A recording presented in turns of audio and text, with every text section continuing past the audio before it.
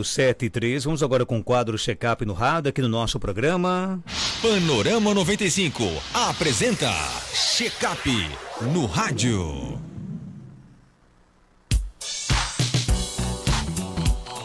Olha, nesta quinta, dia 28, o quadro Check-up no rádio recebe o médico cardiologista Vander Weyden para esclarecer os mitos e as verdades que circulam sobre a saúde do coração. A cardiologia é uma especialidade que desperta muitas dúvidas e muitas vezes o excesso de informações errôneas pode gerar confusão. Por isso, Dr. Vander vai desmistificar algumas das crenças mais comuns e nos ajudar a entender como cuidar da saúde cardiovascular de forma mais assertiva e segura. Dr. Vander, seja bem-vindo aqui ao nosso Panorama 95. Bom dia. Bom dia, Marcos. Bom dia, Geraldinho. Bom dia a todos os nossos queridos ouvintes do Panorama 95.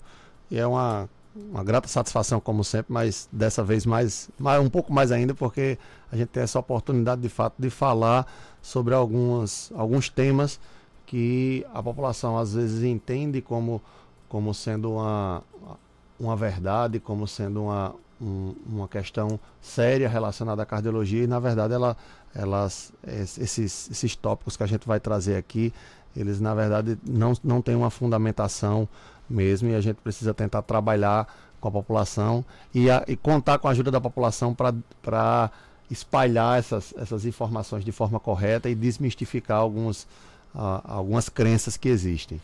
Quais são os mitos mais comuns que você escuta sobre a saúde do coração? Um dos primeiros que a gente vai trazer aqui é relacionado a uma das enfermidades mais comuns no consultório do cardiologista, que é a hipertensão arterial. Então, existe um mito. Na verdade, a gente não escuta o paciente dizendo assim, dessa forma, mas pela sua frase, pelo inverso do que ele diz, a gente consegue entender que o paciente acredita isso. Qual seria essa crença? Se eu não estou sentindo nada é porque minha pressão está boa. Eu não escuto o paciente dizer isso, mas o que é que eu escuto os pacientes dizerem? Quando a minha pressão sobe, eu já sei logo. Porque eu começo a sentir uma dor de cabeça, eu começo a sentir um mal-estar. Então ele usa o sintoma físico do corpo como uma medida da pressão, uma medida indireta da pressão. Então a pessoa não tem como saber quanto está a sua pressão arterial, a não ser que você a meça. Então esse é o mito, a frase que eu trouxe aqui como mito é: se eu não estou sentindo nada, a minha pressão está boa. Mas ela poderia também, esse mito ser traduzido em uma outra frase, que é: eu sei quando a minha pressão sobe, porque eu sinto isso ou eu sinto aquilo. Isso não é verdade. Você pode até detectar algumas vezes, 1, 2, 3, 10, 20 vezes, mas isso não significa que sempre que a sua pressão subir, você vai sentir. Ou sempre que você sentir o que quer que seja, aí você bota dor de cabeça, mal-estar, vontade de vomitar, qualquer coisa. Sempre que eu sentir aquilo ali que eu sinto, é porque minha pressão sobe. Como é que a gente sabe disso? A gente documenta isso na investigação dos pacientes. Os pacientes muitas vezes vêm ao consultório, relatam isso, a gente solicita um exame que se chama mapa de 24 horas, e o que é que a gente observa? O paciente diz para mim: olha, doutor, eu já sei como é minha pressão, porque eu sinto quando a minha pressão sobe. E esse é o mito, você sentir quando a sua pressão sobe. Eu sinto quando a minha pressão é 11/7. Quando ela está 13/8, eu já sinto, porque eu já sinto um mal-estar, uma dor de cabeça. Aí a gente pede um mapa 24 horas, o paciente chega a pressão de 15, de 16, e simplesmente não relata nada no diário, porque ele leva, junto com o exame, ele leva um diáriozinho, que o que quer que ele tenha, almoçou, ele vai lá e relata: almocei, tirei um cochilo à tarde, tirei um cochilo, fui trabalhar, ele bota. Se sentir qualquer coisa, anote. Senti uma dor de cabeça, senti um mal-estar, fiz isso, fiz aquilo. E ele passa o dia inteiro, não relata nada, não teve nenhum sintoma. A gente vê a pressão em 14, em 15. E ele diz que quando ela chega em 13, ele sente logo. Então, na verdade, ele sente. Mas isso não é uma medida real e confiável de quanto está a sua pressão. Então, você não está sentindo nada, não significa que a sua pressão esteja boa. Esse é o alerta.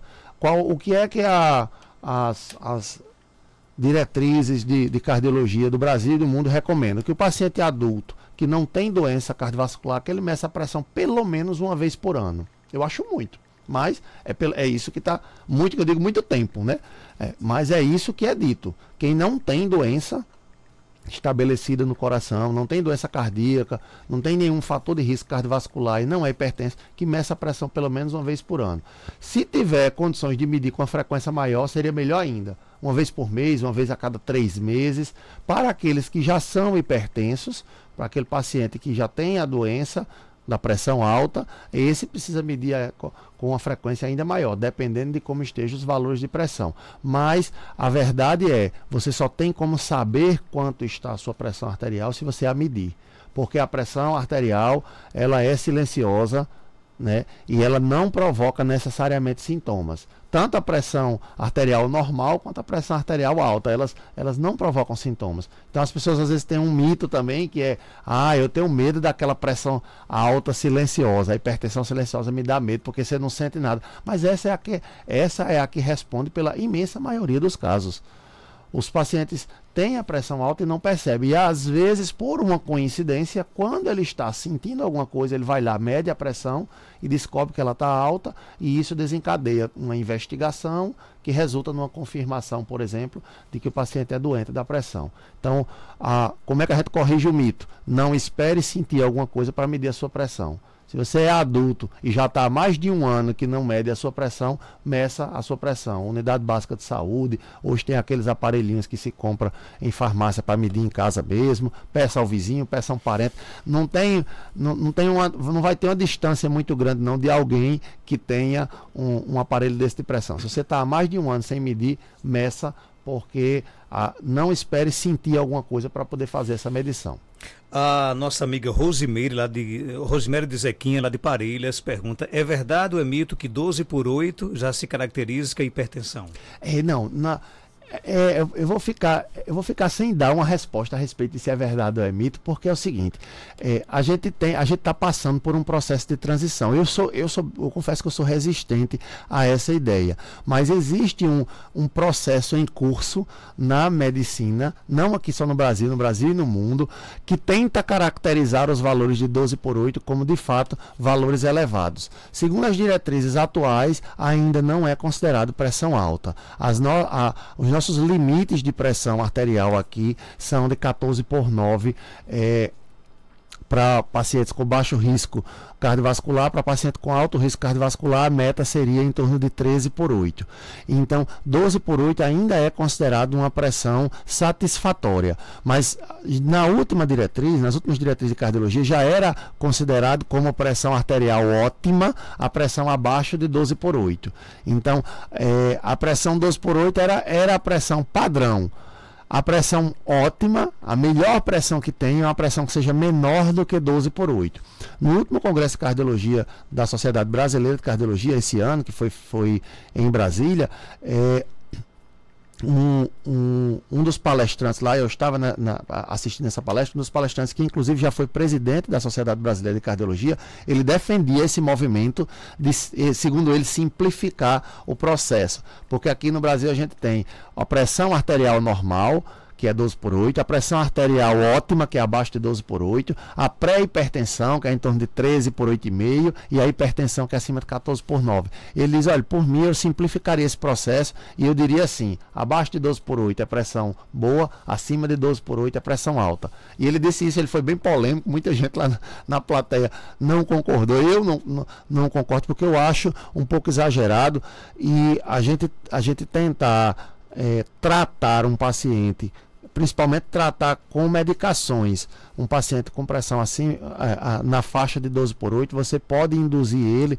a ter efeitos colaterais. Ele pode desenvolver hipotensão, queda de pressão arterial, que também é ruim, também é uma coisa ruim. Então, eu não concordo muito com essa afirmação de que 12/8 é considerada pressão alta, e não é uma unanimidade na cardiologia, nem no Brasil e nem no mundo, mas que existe um movimento na comunidade médica para tentar carimbar o valor de 12/8 como pressão alta. Existe, isso daí é um fato mesmo, já está acontecendo. Talvez daqui a alguns anos isso venha a acontecer, e eu já tenho dito a alguns pacientes do consultório que eu vou ser um dos últimos a embarcar nessa, a menos que a gente veja evidências suficientes para isso. Eu ainda considero a pressão 12/8 como uma pressão satisfatória. É lógico que entre um paciente que tem 12/8 e um outro que tem 11/7, 10/7, esse que tem 11, 10/7, ele está em situação melhor. Mas isso, para mim, não configuraria que o paciente 12/8 é um paciente doente, certo? Para mim, na minha avaliação, eu não considero esse paciente como um paciente doente. Ele só precisa manter seus cuidados de saúde em dia, vamos dizer assim. É verdade que só quem tem histórico de problemas cardíacos na família deve se preocupar com a saúde do coração? Esse é um outro mito. Não estava na lista dos 5 mitos aqui. Se não der para a gente passar os 5 mitos aqui, a gente já traz para a semana que vem, viu? Mas esse estava também. Eu tinha outros que eu considerava até mais interessantes, importantes, eu acabei não trazendo. Mas esse é, de fato, um dos mitos interessantes, porque muitas pessoas acreditam que a doença cardíaca, a doença cardiovascular, ela é 100% genética. Então, se não tem ninguém da minha família com problema genético, com problema cardíaco, então eu herdei uma genética boa e eu também não vou desenvolver. Embora isso seja um fator protetor, ok? Você não tem seu pai, sua mãe, seus irmãos, seus primos, seus tios, seus avós, né, parentes de primeiro grau, de segundo grau, de terceiro grau aí, eles não têm nenhuma doença cardiovascular. Isso é um fator protetor, assim como o inverso é verdadeiro, ou seja, seu pai teve doença cardíaca, sua mãe teve doença cardíaca, você tem 6 irmãos, 4 já tiveram problemas no coração, e isso constitui-se um fator de risco para que você também desenvolva. Embora isso seja verdade, a ausência de doença cardíaca, ela não configura, de doença cardíaca na família, ela não configura uma garantia absoluta de que você também não tenha doença cardíaca. Eu não preciso me preocupar com nada não, ninguém da minha família tem doença cardíaca, então eu também não tenho. Isso não é verdade. Ninguém da minha família tem doença cardíaca. Então eu tenho um escudo a mais de proteção. Então, eu tenho menos chances do que uma outra pessoa que a família dela tem muita gente com doença cardíaca. Eu tenho menos chances de desenvolver, mas eu não estou completamente imune. Eu não posso pegar isso e fazer disso uma muleta, uma escora, para simplesmente abandonar qualquer tipo de cuidado de saúde. Não vou fazer dieta de forma nenhuma, não vou fazer exercício de qualidade nenhuma, vou beber, vou fumar, vou passar sono, vou passar raiva, vou fazer tudo que é errado na minha vida. Por quê? Porque na minha família ninguém tem doença cardíaca, então ninguém morre do coração. Não. Eu vou aproveitar que eu tenho um benefício, porque isso de fato configura-se um benefício, uma herança genética boa é bom, para aproveitar isso daqui para manter uma qualidade de vida dentro dos limites das minhas possibilidades, manter uma qualidade de vida saudável, procurar meus exercícios, procurar minha dieta, procurar ter uma boa qualidade de sono, tentar controlar na medida do possível meu estresse, porque aí eu junto um escudo protetor com mais outros 4 ou 5, aí meu coração tem chão aí para viver 100 anos, entendeu? Então, não adianta eu ter um fator protetor e vários fatores que pioram a saúde cardiovascular. Então, se eu tiver esse fator de proteção, minha família não tem ninguém doente, ótimo, eu pego ele e junto com mais outros que melhoram a minha qualidade de vida, e isso eu ganho muito na minha saúde do coração. Aqui no nosso WhatsApp, doutor Wander, há 2 meses descobri que estou com extrasístoles supraventricular, isso mesmo? Supraventriculares, O médico falou que devo tomar medicação para o resto da vida, e que se não tomar a medicação, terei morte súbita. Queria saber realmente quais os riscos reais de quem tem essa doença. A extrasístole supraventricular é um tipo de arritmia que acontece que a origem dessa arritmia é na parte de cima do coração, que seriam os átrios e uma região que a gente chama de nó atrioventricular. Toda a arritmia que se origina nessa região, na região de cima do coração, é chamada de extrasístole supraventricular. Essas extrasístoles, dependendo da quantidade de extrasístoles, geralmente a gente detecta essa quantidade, a gente quantifica, na verdade, essas extrasístoles em um exame que se chama Holter de 24 horas. Dependendo da quantidade que você tenha, se foi 1% do dia, 2%, 15%, 30%, dependendo da quantidade que você apresente de extrasístoles supraventriculares e da forma que elas aparecem, porque às vezes elas aparecem espaçadas, você tem, por exemplo, uma carga de arritmia, que a gente chama, de 10% do dia. E isso quer dizer que 10% das suas batidas do coração são erradas, são por arritmia. Certo? Você tem 90% de batidas corretas, no tempo certo e no ritmo certo, e 10% erradas. Agora imagine, se você tem elas bem distribuídas, você tem assim, 9 batidas corretas e uma batida errada. Mais 9 batidas corretas, mais uma batida errada. Mais 9 corretas e uma errada. E você tem essas batidas erradas aparecendo de forma isolada, que a gente chama de extrasístoles isoladas. E isso configura um determinado tipo de risco, que é um risco menor. Já quando você tem essas batidas erradas, essa arritmia vindo em sequência, que a gente chama de extrasístoles isoladas, são aquelas que vêm sozinhas, né? Extrasístoles pareadas, extrasístoles bigeminadas, ou então episódios do que a gente chama de taquicardia supraventricular, ou seja, você tem 100 batidas corretas, mas de repente você engata 50 batidas erradas de uma vez. Aí esse tipo de arritmia, ele configura um risco um pouco maior de complicações cardiovasculares. Então, depende, nessa história aí das extrasístoles supraventriculares, depende do tempo que você tem, da quantidade, na verdade, da densidade, da quantidade de extrasístoles que você tem, porque se você tem uma arritmia que representa 1% do dia, ela seguramente é menos grave do que uma arritmia que aparece em 20%, 25%, como a gente tem em alguns pacientes. Se você tem uma arritmia que aparece só da forma isolada, ela seguramente ela é mais tranquila do que uma arritmia que aparece na forma de taquicardias, ou seja, ela engata vários batimentos errados ao mesmo tempo. Então dependeria desses aspectos para a gente saber se você tem risco de complicações. Mas eu adianto uma coisa, as extrasístoles supraventriculares, de um modo geral, elas não costumam estar muito associadas à morte súbita. As extrasístoles ventriculares, elas podem levar com maior frequência ao aparecimento de morte súbita, porque quando ela engata, quando essa arritmia engata e ela degenera, vamos dizer assim, você pode levar de fato a uma arritmia mais grave, que é a taquicardia ventricular, e uma forma ainda mais grave, que seria a fibrilação ventricular, que essa é um equivalente de uma parada cardíaca. Então, de fato, os pacientes com extrasístoles ventriculares, dependendo do tipo da extrasístole, dependendo da quantidade, dependendo de se ela vem na forma de taquicardia ventricular, aí vocês têm de fato um risco um pouco maior de evoluir para morte súbita por conta dessas arritmias, vamos chamar assim, malignas.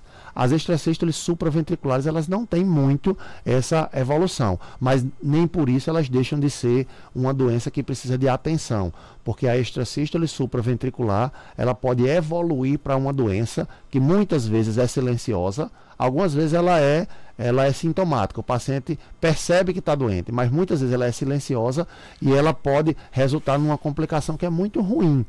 A doença silenciosa seria a fibrilação atrial, que é uma evolução dessa arritmia supraventricular, e a fibrilação atrial ela pode formar coágulos dentro do coração, formar trombos, e esses trombos caem na circulação sanguínea e muitas vezes vão parar no cérebro e causam um acidente vascular cerebral, o famoso AVC. Então, a extrasístole supraventricular, na minha avaliação, ela não representa necessariamente um risco maior de morte súbita. As ventriculares, sim, mas a extrasístole supraventricular ela também precisa ser tratada, porque ela pode evoluir de fato para uma fibrilação atrial, e a fibrilação atrial ela pode representar um risco à saúde do paciente, porque o paciente pode apresentar AVC. Ouvindo conta aqui que tem fibrilação e arritmia. Me fale sobre isso, ela pergunta aqui. Pronto. A fibrilação atrial, se for a fibrilação atrial, de fato, é isso que a gente acabou de comentar aqui. Ela é uma arritmia que precisa ser tratada no sentido de ou eliminada, e existem técnicas para a gente eliminar isso, que infelizmente não funcionam em todo mundo, e existem técnicas que a gente utiliza para controlá-la. A arritmia ela permanece no paciente, mas ela fica sob controle. A gente coloca ela em rédeas curtas. E aí, independente da estratégia que você use, de uma ou de outra, o objetivo que você está tentando fazer aqui é que o paciente mantenha-se sem sintomas, porque ela pode apresentar, a fibrilação atrial, ela pode apresentar os sintomas de cansaço, de palpitações e algumas vezes de dor no peito. Então, o objetivo ao você controlar, a você combater a arritmia, seja eliminando ela, seja controlando, seria você deixar o paciente sem sintomas e especialmente você eliminar ou minimizar ao máximo possível o risco do paciente desenvolver esses coágulos na região dos átrios e esses coágulos descolarem, vamos chamar assim, para a circulação sanguínea e causarem um acidente vascular cerebral. Então, os pacientes eles vão fazer um misto aí de tratamentos que podem ser medicamentosos ou até mesmo com intervenção, com cirurgias, para fazer o combate a essa arritmia. E essas medicações, esses tratamentos têm esse objetivo de controlar os sintomas do paciente e evitar o risco de formação de coágulos que poderiam desencadear acidente vascular cerebral. Tem mais ouvindo conosco, bom dia. Bom dia, Marcos. Bom dia, doutor. Olha, em 2022, minha pressão começou a subir. Minha pressão teve dia que deu até 15/10. E aí eu fui para o cardiologista e fiz eletro, ele estava tudo ok com o coração. Passou um medicamento para eu tomar. Aí eu tomo o medicamento, né, Bivolol. Só que estava baixando muito minha pressão, assim, eu estava sentindo que estava baixando muito. E aí eu até parei de tomar e fiquei verificando minha pressão. Todo dia eu verifico minha pressão. Minha pressão é 11%, todo dia 11%. Agora, assim, quando eu tenho algum problema emocional, assim, uma raiva principalmente uma raiva, se eu tiver raiva, se eu tiver muita preocupação, se eu estiver preocupada com a coisa, é danado para ela querer subir, assim, dar 14/9. Aí eu gostaria de saber se é preciso eu realmente, mesmo ela baixando, eu tomar o remédio todo dia. Ou não, porque eu tenho verificado e é 11%, do dia que dá mais, dá 12%, 12/8. E aí eu não estou tomando remédio não, porque eu venho verificando e está boa. E aí, doutor, o que o senhor me diz? E aí, doutor Wander? Um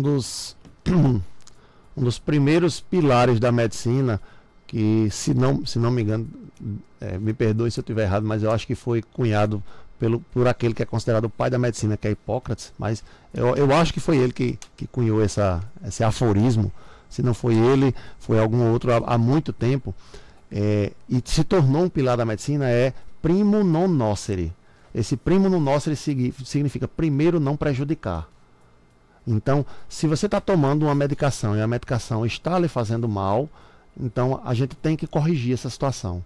A primeira coisa que o médico tem que fazer é não prejudicar. E eu não estou dizendo que o médico foi intencional ao prejudicar. Eu tenho isso com muita frequência no meu consultório. E eu tento explicar para os pacientes que você achar o remédio certo para o paciente é a mesma coisa de você abrir o armário da sua casa, onde estão separadas as panelas e as tampas, e tentar achar a tampa certa daquela determinada panela ou a tampa de uma tapauézinha que você tem, né? Então, você precisa encaixar corretamente. Por experiência, né, você pega uma pessoa que é cardiologista, se ela seguiu lá a rotina habitual, ele vai fazer 6 anos de medicina, 2 anos de clínica médica, 2 anos de cardiologia. Essa é a rotina para quem faz a cardiologia dentro da forma convencional, que é a residência de cardiologia. Então ele passa 10 anos acompanhando medicina e pelo menos 4 vendo ali pacientes clínicos e pacientes cardiológicos.